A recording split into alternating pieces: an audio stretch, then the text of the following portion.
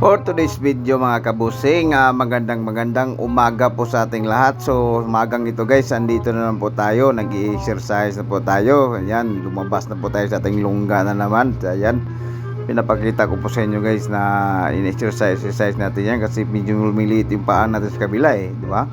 So ngayon medyo balik-balik na siya ngayon. So ano lang, kasi hindi na naman natin na talagang malakad-lakad pa ng konti. So ganitong turo ni doktor, i-exercise natin, apak-apak natin para magkadugtong na yung buto natin. So iwan ko ano mangyayari natin sa atin ngayon dahil sa ating pa-exercise ngayon. So nga pala, para po ngayon ng April 7 o April 7, 2025 nga pala ngayon. So bukas April 8, so babalik po kami kay doktor. So pupunta na naman po kami sa Katamina Clinic.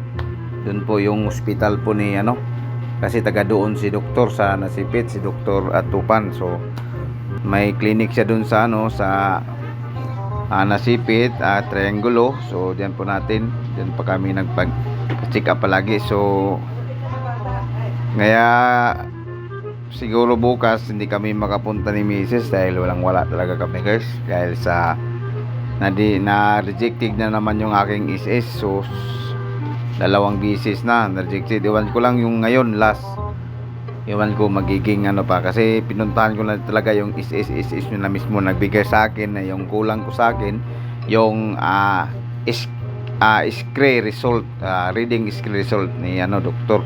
So ngayon okay na daw yon. So iniingkod na po natin ng opisina, tag-online na din po, napasa na yung Friday. So ayun, ante-ante lang po tayo kung ano po yung feedback ni doktor. So ni SS. So yan po na mangyayari. So ngayon habang inaantay pa natin, balik po tayo sa ating exercise natin kasi sigurado ako bukas hindi naman tayo makapunta dun sa klinika ni doktor dahil sa wala tayo ngayon, wala tayong magamit na pera.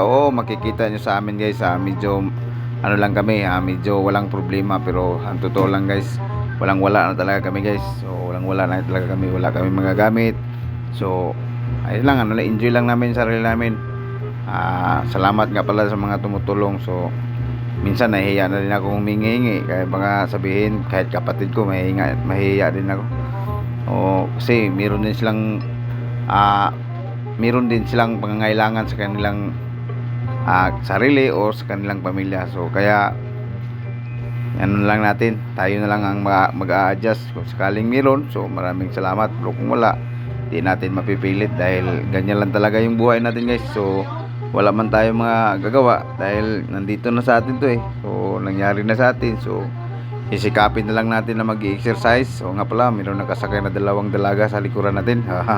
Yan po yung multicab na sinakyan natin patungo sa SS, kasi mayroon nagbibiyahe dito sa atin na tagaan Route 7. So mayroon taxi din, di ba? So nga pala, balik tayo sa ating exercise guys. Dito ang araw natin, ito yung ginagawa natin kasi para magiging okay ng lahat. So naramdam ko po guys yung buto natin guys, magkadugtong na talaga guys, kasi parang medyo minsan magiging